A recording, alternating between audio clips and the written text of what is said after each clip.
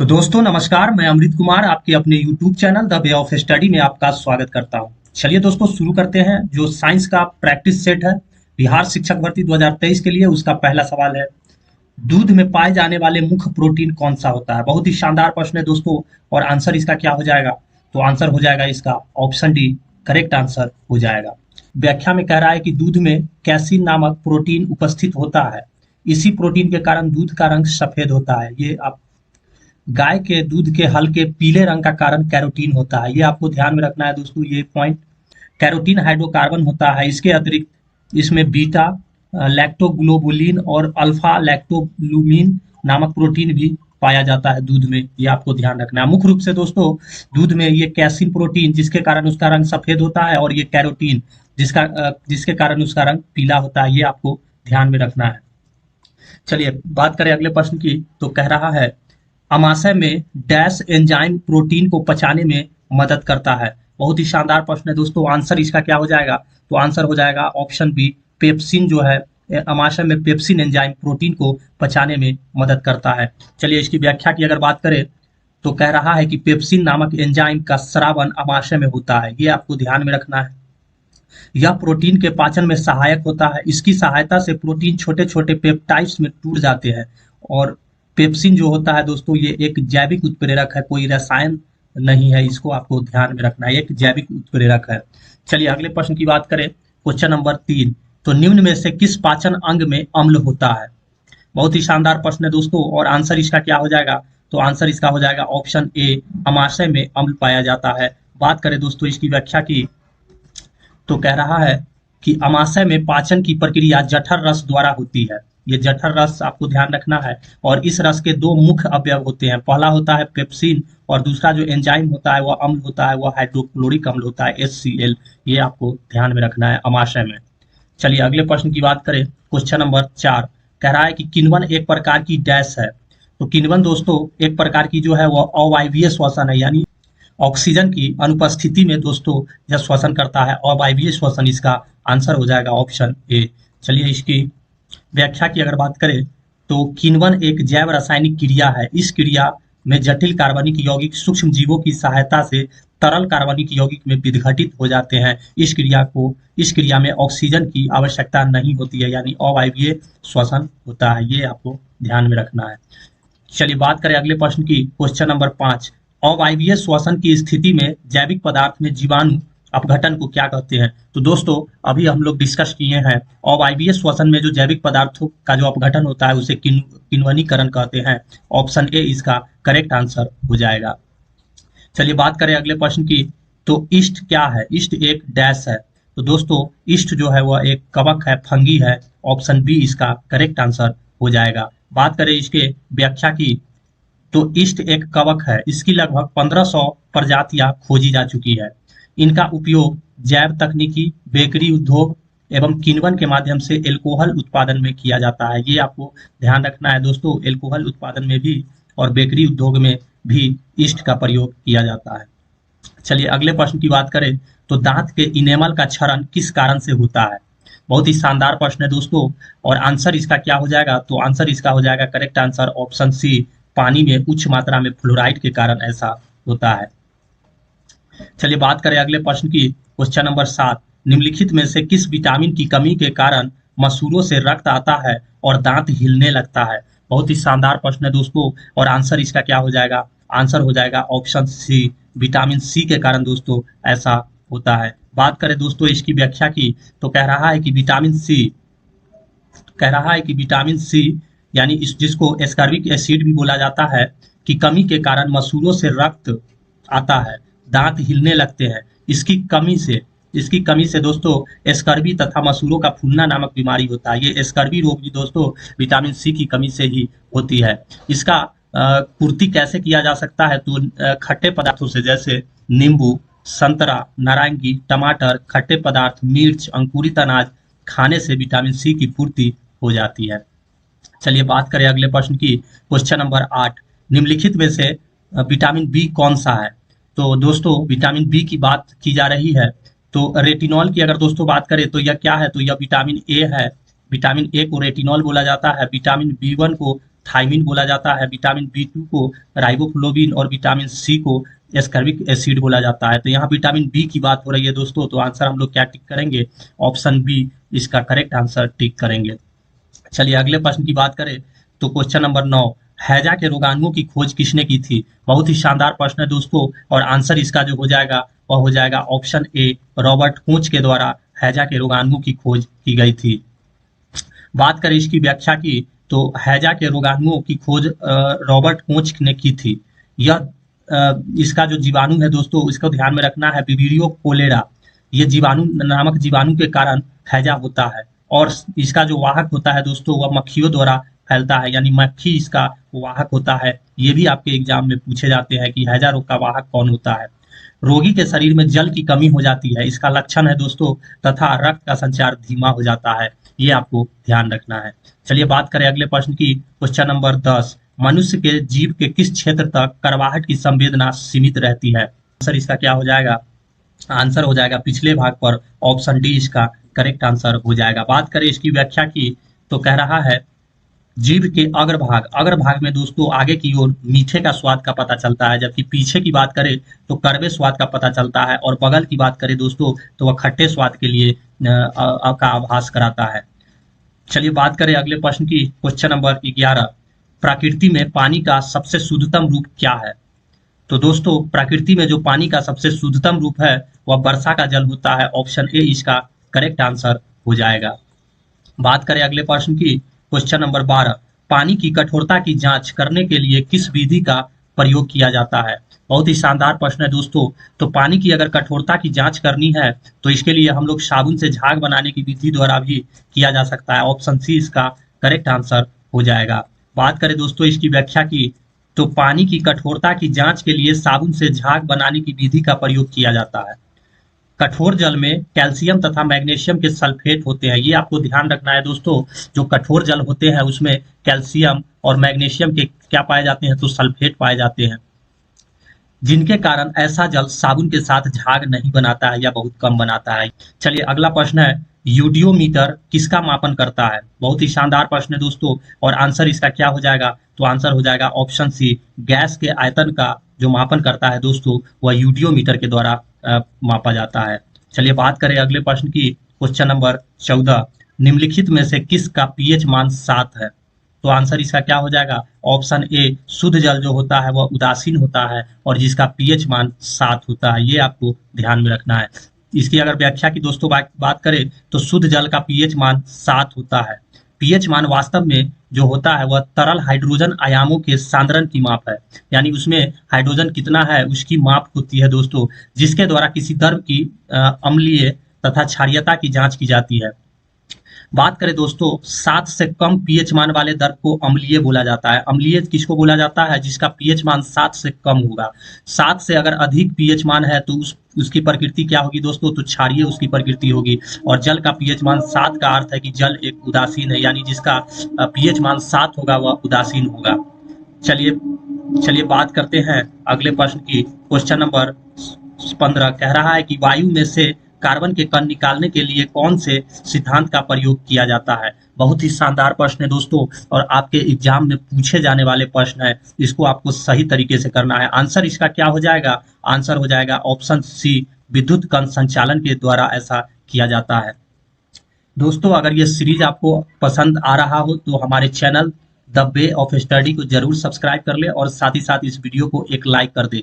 साथ ही साथ दोस्तों मैं बताना चाहता हूं कि इसका जो क्लास जो इस वीडियो का जो पीडीएफ है वो आपको हमारे टेलीग्राम पे मिल जाएंगे। हमारे टेलीग्राम का नाम है द वे ऑफ स्टडी 777, इस नाम से ही आप सर्च करने से आपको टेलीग्राम मिल जाएंगे, वहां से आप ज्वाइन करके इसका पीडीएफ आप ले सकते हैं।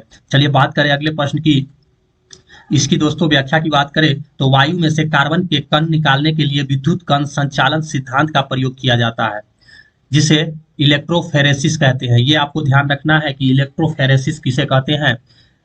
इलेक्ट्रोफेरेसिस के सिद्धांत के अनुसार विद्युत क्षेत्र की उपस्थिति में दोस्तों एक विद्युत आवेशित कण का अपने विपरीत आवेश वाले विद्युत क्षेत्र की ओर गति करता है, इसी को इलेक्ट्रोफेरेसिस बोला जाता है।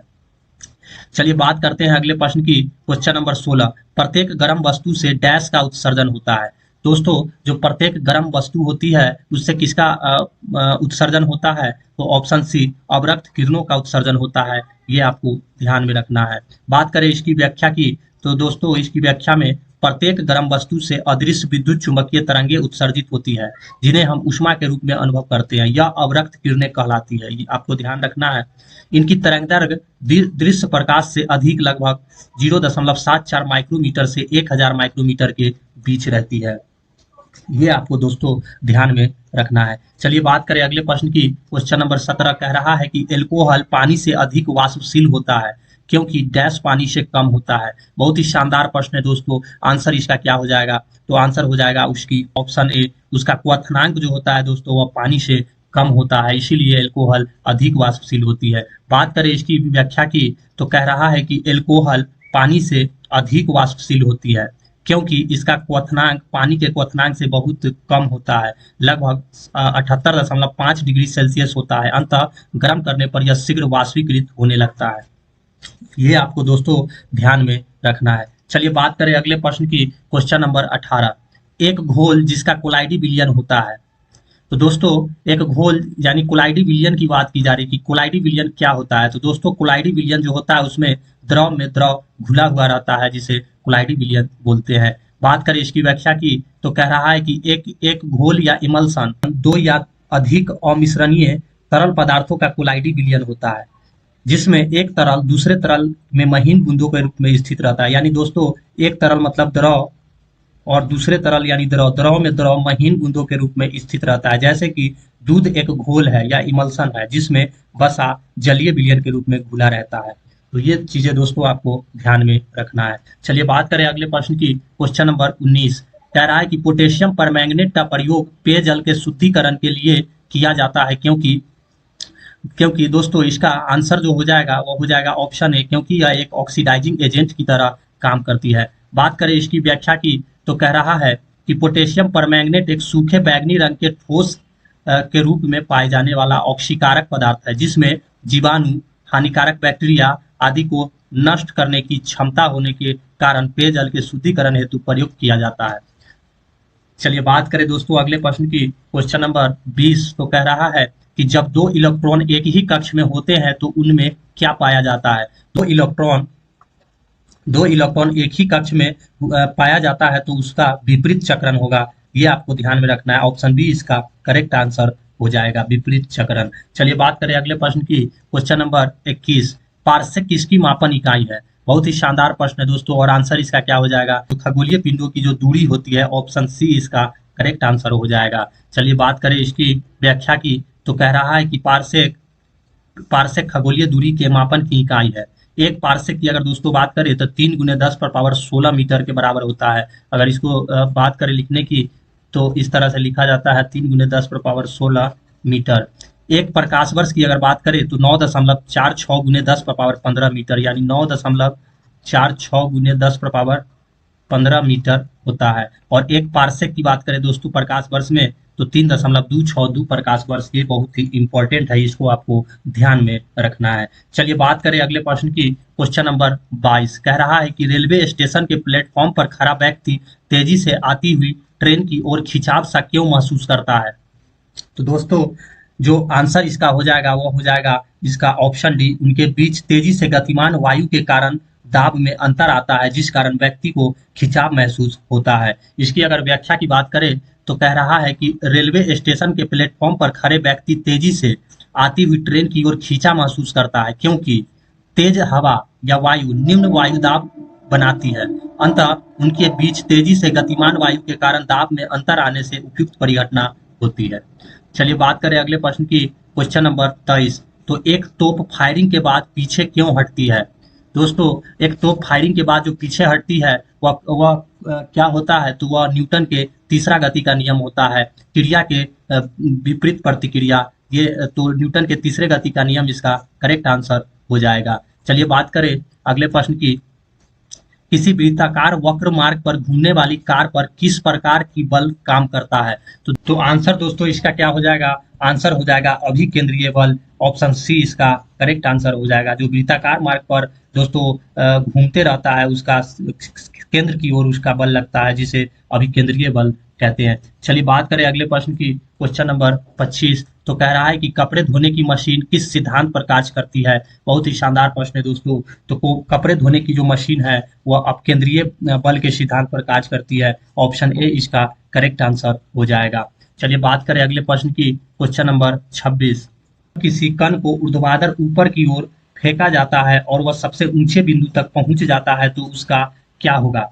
दोस्तों जब सबसे ऊंचे बिंदु पर कोई वस्तु को फेंका जाएगा और सबसे ऊंचे बिंदु पे अगर पहुंच जाएगा तो वहां से गुरुत्वाकर्षण के कारण जो वस्तु है, जो कण है, वह नीचे की ओर आना शुरू कर देगा। यानी इसकी अगर त्वरण की बात करें तो इसका जो त्वरण है वह नीचे की ओर होता है। ऑप्शन ए इसका करेक्ट आंसर हो जाएगा। बात करें दोस्तों अगले प्रश्न की, इसकी अगर व्याख्या की बात करें तो कह रहा है कि जब किसी कण को ऊर्ध्वाधर ऊपर की ओर फेंका जाता है तो प्रारंभ में त्वरण ऊपर की ओर कार्य करता है और वह कण गति के अंत बिंदु या सबसे ऊंची बिंदु तक पहुंच जाता है तब कण के नीचे आने का त्वरण नीचे की ओर कार्य करता है। यानी ऊपर जाएगा दोस्तों, जब तक कण ऊपर जाते रहेगा तब तक उसका त्वरण भी ऊपर जाते रहेगा और जब जैसे ही वह एक उच्च बिंदु से नीचे आना शुरू करेगा उसका त्वरण भी नीचे की ओर हो जाएगा। चलिए बात करें अगले प्रश्न की, क्वेश्चन नंबर 27। कह रहा है कि किसी वस्तु का अधिकतम भार किस स्थिति में होगा। तो दोस्तों किसी वस्तु का जो अधिकतम भार होगा वो हो जाएगा ऑप्शन डी, पृथ्वी के ध्रुवों पर इसका भार।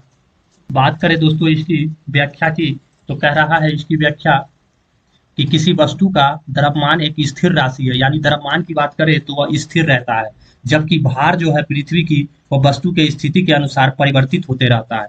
बात करें पृथ्वी के ध्रुवों पर तो वस्तु का भार अधिकतम होगा तथा विषुवत रेखा पर न्यूनतम होगा। ये आपको ध्यान में रखना है।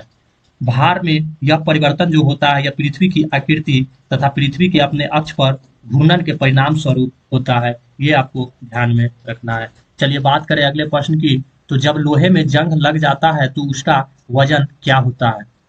दोस्तों इसका आंसर क्या हो जाएगा, आंसर हो जाएगा ऑप्शन बी जाता है, इसका करेक्ट आंसर हो जाएगा। बात करें इसकी दोस्तों व्याख्या की तो कह रहा है लोहे में जंग लगने पर लोहे का भार बढ़ता है क्योंकि लोहे में जंग उस समय लगता है जब आर्द्रता की उपस्थिति में लोहा ऑक्सीजन से रासायनिक अभिक्रिया करके लौह ऑक्साइड में परिवर्तित होता है। ध्यान रखना है दोस्तों, वह जो जंग होता है वह लौह ऑक्साइड में परिवर्तित होता है। इस प्रक्रिया के दौरान लोहे के साथ ऑक्सीजन की मात्रा भी जुड़ जाती है, अंततः लोहे का भार बढ़ जाता है। इस दौरान लोहे का भार उतना ही बढ़ता है जितना वह ऑक्सीजन ग्रहण करता है। बहुत ही शानदार पॉइंट है दोस्तों, इसको आपको ध्यान में रखना है। बात करें क्वेश्चन नंबर 29, वायु दाब को मापने के यंत्र को क्या कहा जाता है। बहुत ही शानदार प्रश्न है दोस्तों। आंसर इसका हो जाएगा जो वायु दाब मापा जाता है वह बैरोमीटर के द्वारा मापा जाता है। ऑप्शन बी इसका करेक्ट आंसर हो जाएगा। बात करें दोस्तों एनीमोमीटर की, क्या मापा जाता है तो हवा की गति मापी जाती है, हवा का वेग को एनीमोमीटर से मापा जाता है। हाइग्रोमीटर की बात करें तो इससे आर्द्रता मापी जाती है और थर्मामीटर से ताप मापा जाता है। ये आपको ध्यान में रखना है। चलिए बात करें अगले, इसका दोस्तों यहाँ पे व्याख्या है कि वायु दाब को मापने के लिए बैरोमीटर का उपयोग करते हैं। बैरोमीटर में पारे का अचानक नीचे आ जाना तूफानी मौसम का संकेत होता है। यानी एकाएक नीचे आ जाना तूफानी मौसम का संकेत होता है। बैरोमीटर की ऊंचाई में क्रमिक गिरावट वर्षा की संभावना को संकेत करता है और धीरे धीरे जो नीचे आती है वह वर्षा को दर्शाता है। और बैरोमीटर की ऊंचाई में क्रमिक चढ़ाव साफ मौसम का संकेत देता है और धीरे धीरे जो ऊपर चढ़ता है, ऊपर की ओर चढ़ता है धीरे धीरे, वो दोस्तों साफ मौसम का संकेत होता है। ये 3 पॉइंट आपके एग्जाम में पूछे जाते हैं, आपको ध्यान में रखना है। चलिए बात करें अगले प्रश्न की, तो किस कारण से वायु के बुलबुले तरल पदार्थ में उठते हैं। यानी वायु के बुलबुले के जो तरल पदार्थ में उठने का क्या कारण है, तो इसका दोस्तों आंसर हो जाएगा श्यानता यानी विस्कोसिटी और उत्प्लावन बल। श्यानता और उत्प्लावन बल के कारण वायु के बुलबुले तरल पदार्थ में उठते हैं। ये इसका करेक्ट आंसर हो जाएगा। तो इस तरह से दोस्तों ये कुल 30 प्रश्न थे आज के सेशन का और ये 30 जो है दोस्तों बहुत ही महत्वपूर्ण प्रश्न थे जो कि प्रीवियस एग्जाम में पूछे गए प्रश्नों की यह समूह था। प्रश्न आपको कैसा लगा ये हमें जरूर कमेंट करके बताएं और आप हमारे चैनल पे नए हैं तो हमारा channel YouTube channel the way of study 777 आप यहाँ से हमारे चैनल को सब्सक्राइब कर लीजिए। इसका PDF लेने के लिए दोस्तों हमारे टेलीग्राम है द वे ऑफ स्टडी 777, इससे आप जुड़ जाइए ताकि आपको इसका पीडीएफ जो है सो मिल सके। साथ ही साथ दोस्तों, अगर सोशल मीडिया पे हमें फॉलो करना चाहते हैं तो हमारा इंस्टाग्राम आईडी है, इसको इंस्टाग्राम फॉलो कर सकते हैं और फेसबुक पेज को लाइक कर सकते हैं। यहाँ भी आपको मटेरियल आपको मिलते रहेंगे। चलिए दोस्तों, आज के वीडियो में इतना ही, मिलते हैं फिर अगले वीडियो में। तब तक के लिए नमस्कार, जय हिंद।